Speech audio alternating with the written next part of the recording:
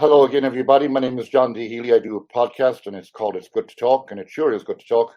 People know me. I produced this book by Stoney McGurn, and that's how it all started. It's also on audio, and he also has some video.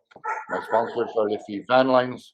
They're a moving company here in New York City, and they've been around for a long, long time, almost longer than Jeopardy. I always have special guests on the show. Today is no exception. Today I have Dawn. I was at a function week first in Paddy's Day, and she was awarded the Mayo Woman of the Year. And I'm going to be saying hello to Dawn and looking at all her achievements.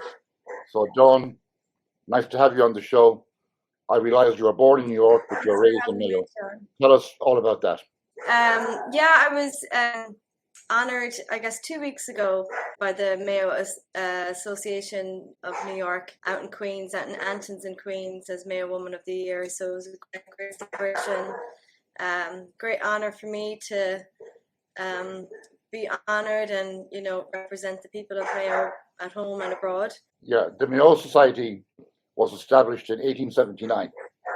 And lots of famous people have been involved in the Mayo Society: Paula Dwyer, Frank Durkin, and even Mary McGonigal from Belmullet. Mary was a famous singer herself, long, long before your time. So tell us about some of your awards and your achievements. So I guess that would have been the most recent award. Yeah. How young were you when you started? I guess I started playing music. I started Irish dancing first, actually. And I used to travel all over America doing that and at home. And we went to Canada and Florida and everywhere. I was big into the Irish dancing, more so than the music.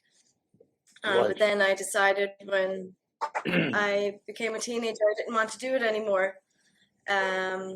Just actually when the new costumes were coming in, they were like getting really elaborate with all the diamantes and everything. And my mom bought a beautiful new costume. And then I said, yeah, I don't want to do it anymore. So they told me I had two choices. I could give up the dance, but then I would have to keep the music.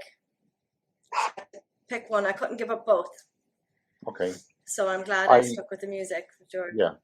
I noticed from your bio, I took it from the journal, you mentioned, or someone mentions, that your grandmother was from down near Belmullet, down near my country, down near the Gaeltacht, the Irish-speaking part of Mayo, and her name was Linsky, I think. How come she had such an influence on you?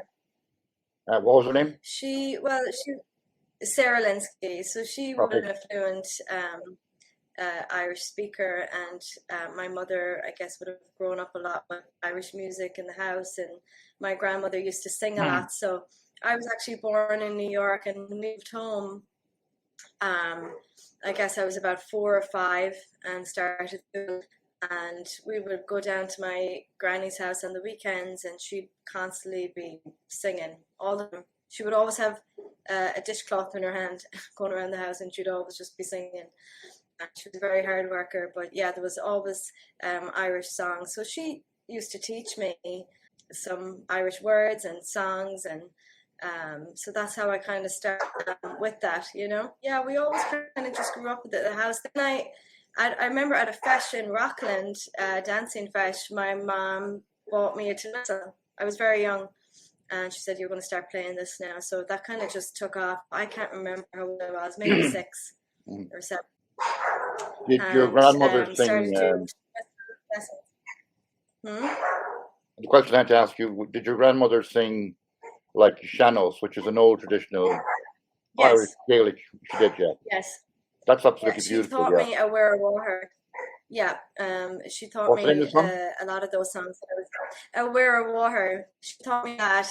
She taught me, a good few. And now, like, my mother is, when she babysits, she's teaching her son the Irish words. So he's 4 and he knows all his body parts in Irish, and he knows how to say his name, where he's from, how old he is in Irish. It's passing it down like it was us. That's very good. That's very impressive, actually. Yeah, very good. Some other people I had on the show here on the podcast. My guest today is Dawn Doherty, and It's Good to Talk is the podcast. I had Mildred Byrne on here. Mildred is from Northwest Bar. She features on Midwest Radio, and she teaches music, tin whistle, accordions. And Mildred made her way into the Guinness Book of Records at a bar I used to own in the Sheepwalk near French Park in County Roscommon. She got into the Guinness Book of Records by having the biggest, smallest Healy band in the world. So she lined up about 100, yeah, she lined up about Brilliant. 120 children in my bar in the lounge, and we had Donegal Dooling there, a good friend of mine. He's deceased now, and he kind of adjudicated and got involved and curated the night for us, and it was beautiful. I have a picture somewhere of Mildred and Donegal together. Now back to you. You have won several awards according to your bio here.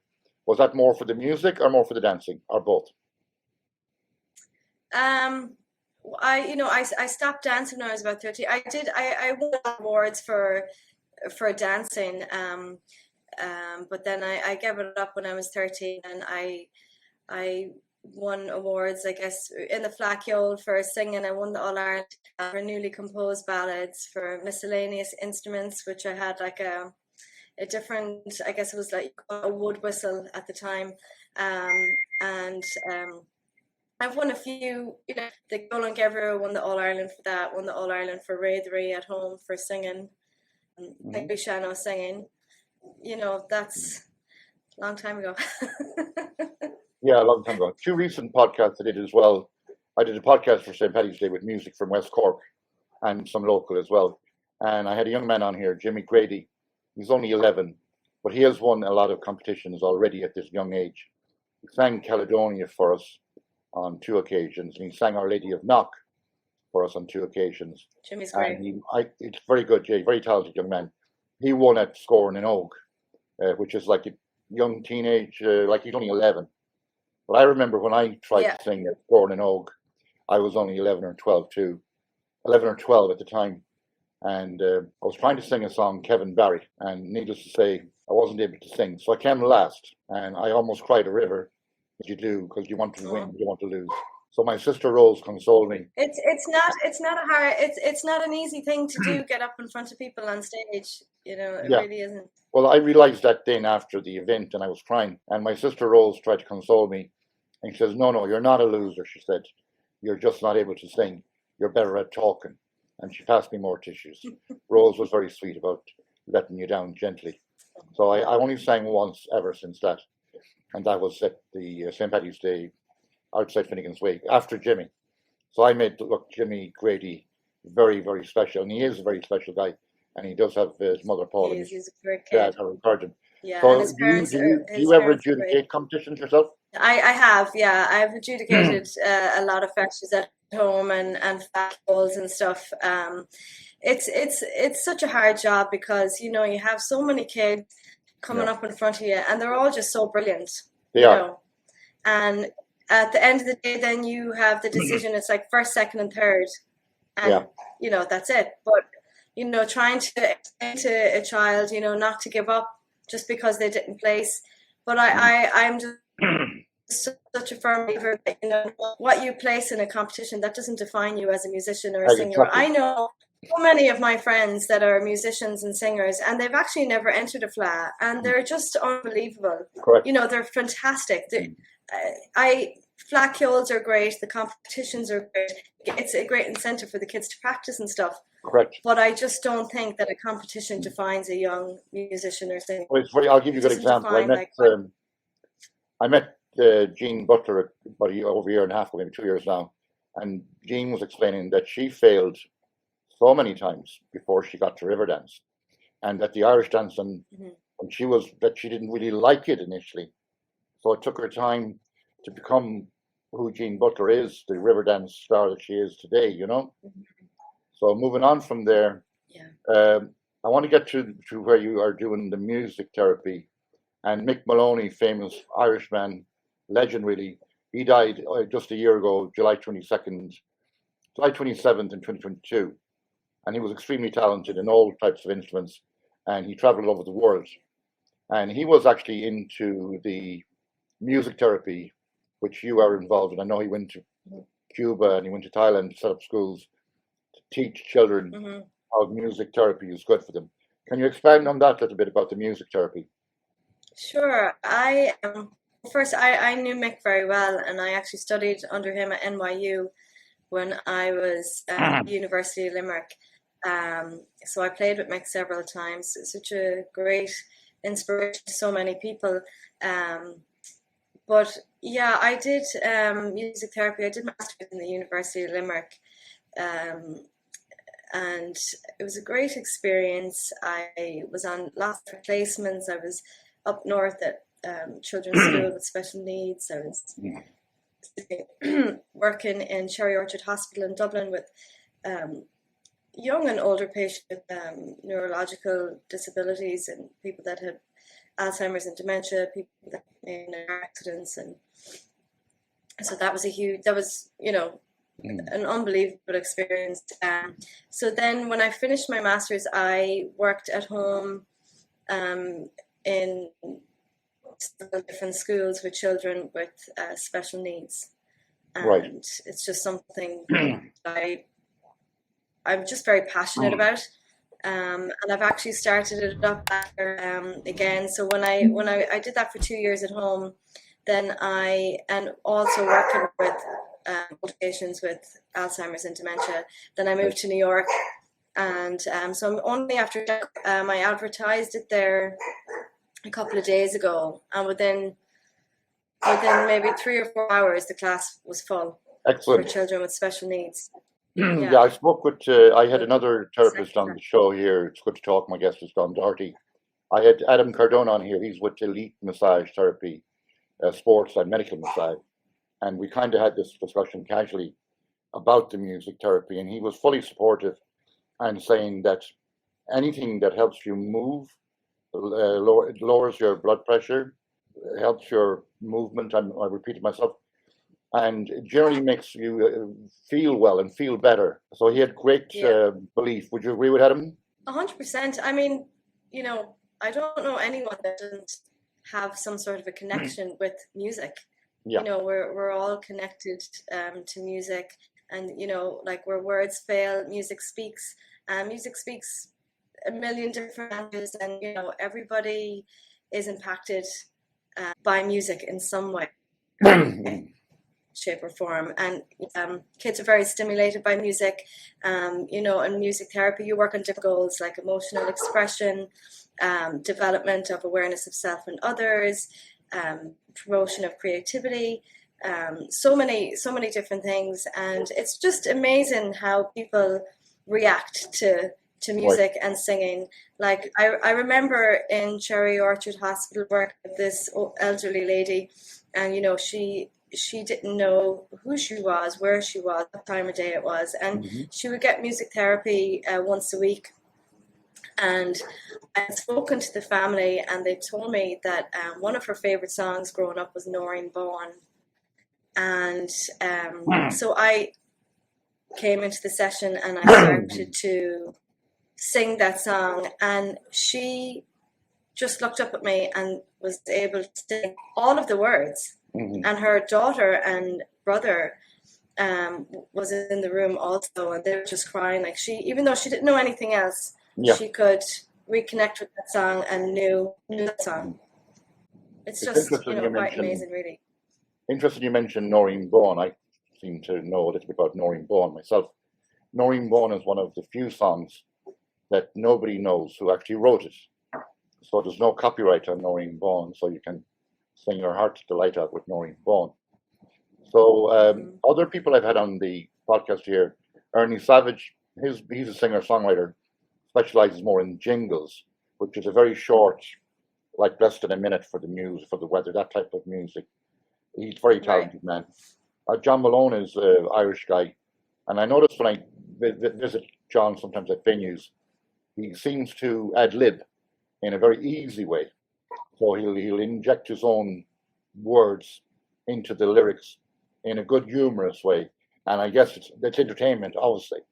So that's John Malone. I had Paul Daniels on as well, or John Daniels on, and he sings with another guy, and they make it into entertainment, like comedy and not too serious. So getting back to the music therapy, would you say the music therapy could be anything from, say, classical music to country and western? Anything. I remember during the Beat on the Beat. Everything. Yeah, great. Like during the Beat on the Beat, and Paul Claffey and the crew from Midwest were over here, and Shoe the Donkey was a big favourite song that everybody had, and it turned into a dance. I'm sure you know how to shoot the donkey yourself. Yeah, no, I mean, music therapy, like a lot of it is improvisation, as you said, like you can make up a song on the spot. Right. With especially when you're working with the kids, you might be talking about a certain trick or whatever, or they might pick up some instrument, whatever, and you're literally a lot of the time improvising on the spot with the kids, Right. which is a lot of fun too. Of course it is, Yeah. Of course it is, yeah. So tell me, where do you have your school for music therapy? Well, at the moment, a lot of my classes are in the Ashleen Irish Community Centre at McLean Avenue in Yonkers. I've been at the Ashleen Centre for almost 10 years since I moved here. And then also in St. Mark's Lutheran School as well. So we're starting therapy next week, and that too will be at the Ashleen Irish Community Centre. Very good. And they on McLean Avenue. So they, the Ashleen Centre have loads of different programs, all sorts of cultural programs, Veroiga, Irish dancing, the music. I have a baron class there, a guitar class there, munchkins with the little 3 to 5 year olds, and of course the Ashleen Centre have their own classes and stuff like yoga, CPR classes. They've everything going on there. So it's a great resourceful centre. So when you were growing up in Castlebar, did you go to high school in Castlebar? I went to St. Joseph's Secondary School, and then I went to Dab College for my last year. And then I went, University of Limerick. I did my degree in Irish music. Then I did my master's in music therapy. So I was in Limerick for, 7 years maybe? I'm wondering what year. And then I worked it for 2 years. I was invited to give a talk in St. Joseph's. It would have been about 1994. And it was about 30 kids in the class. And they were all jumping around. I'm not sure if you were there or not, but I had to grab their attention shortly after lunch break by telling them that what I had to talk about was more important for those who want to fail their exams than those who want to pass. And I certainly grabbed their attention for the hour that I was there, but it was good fun. I think I learned more from them than they learned from me. But it was St. Joseph's indeed that I was invited to, and the other college, I think, was St. Gerald's. Castlebar is a good town. Oh, St. Gerald's, yeah. I know a lot of kids that went there. Then I worked for 2 years at home and then moved out here, and I kind of wasn't sure what I wanted to do. I knew I wanted to do music, but I went back to school here and did a master's in science and education and special ed. So during that time, I was asked to set up classes in the Ashleen Centre, just a few music classes, because college is very expensive here in America. So I had to have a little bit of an income for myself. So I started off with 3 or 4 kids. Actually, one of them was my friend's kids. Her 2 kids, Orla and Donald. They've since moved home. They were 2 of my first students, and started off with maybe 3 or 4 kids, and now have close to almost 100 kids. Wow, that's good. But it's been a lot of work. I have a few other teachers that teach with me. Frankie McCormick, he's also the director of the Ashleen Centre Healy Band. John Walsh does guitar, Colin Hart does baron.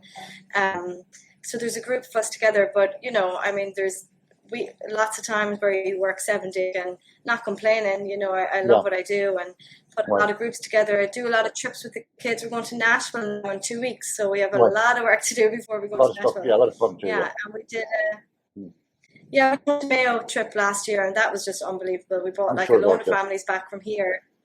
And, they still to this day talk about the people of Mayo, just had the red carpet out for them, treated them like royalty, and they had a great time. So now we're heading to Nashville in 2 weeks. So excited for Dawn, that. And then my guest is Dawn Doherty. My guest is Dawn Doherty. The podcast is called It's Good to Talk. Dawn has a lot of achievements, a lot of successes, a lot of awards for music and for dance. And you are very involved now in the music therapy. So let me see, what else have we to talk about before we wrap it up.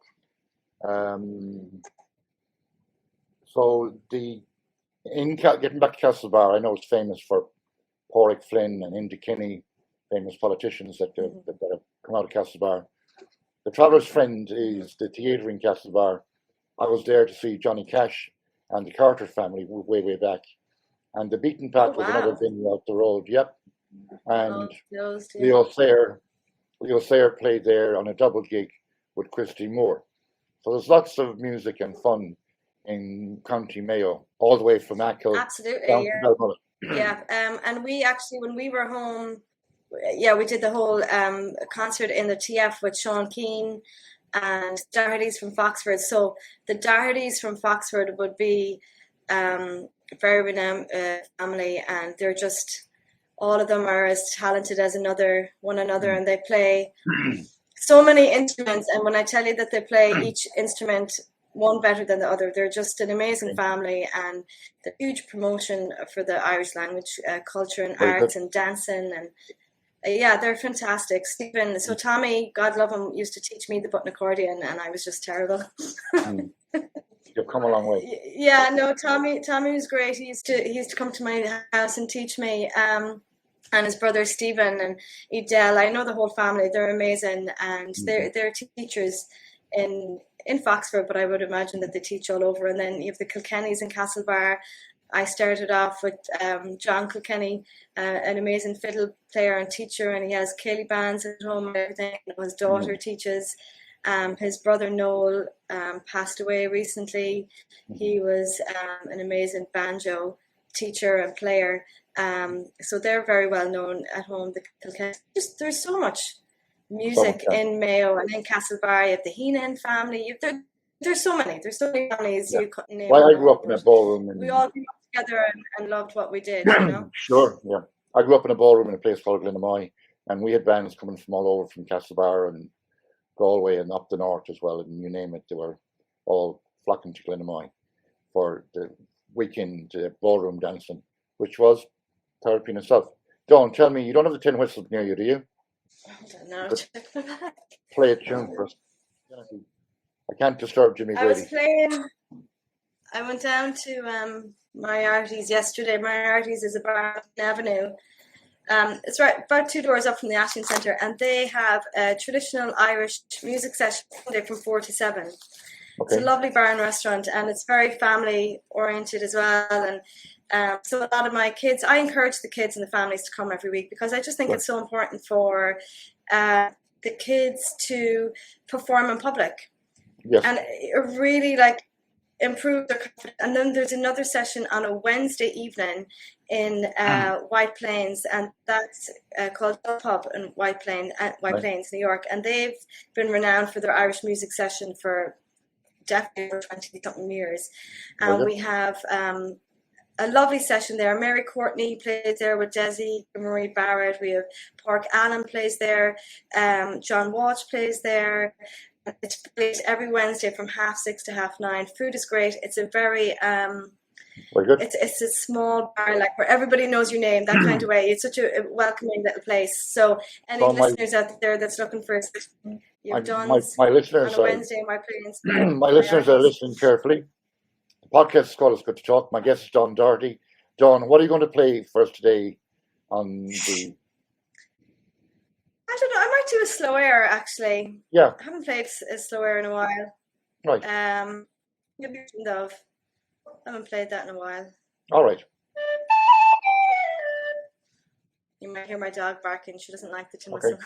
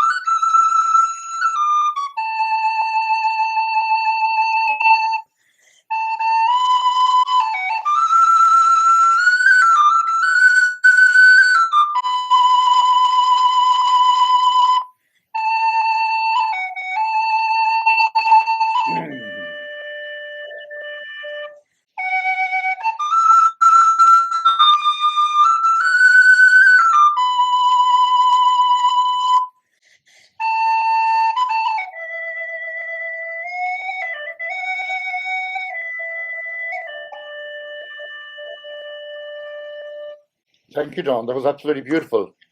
And you certainly do put a lot of passion into it. Some might say to bring a tear from a glass eye, but it's quieting the dog down. No. And it's beautiful song. He So stopped. there you go. So my guest was Dawn Doherty, Mayo Woman of the Year for 2023, was at the Mayo Society dinner dance the Saturday before St. Paddy's Day. And I did see you hitting the dance floor. No bother to you to hit the dance floor. So I'm going to say goodbye to you, Dawn, and catch up soon. Thank you so much for having me. Yeah, my pleasure to have you. And do look out for Paul Finnegan. He has a podcast too called Centerpiece. And he's the president of the IBO. And they have functions 4 times a month. And of course, the Mayo Society, the second Tuesday in Woodside is their meeting. And it's open for everybody to attend and get into the Mayo culture and the Mayo spirit. Dawn, I'm going to say goodbye to you. Slán a bhaile. Goodbye, Slán. Wonderful.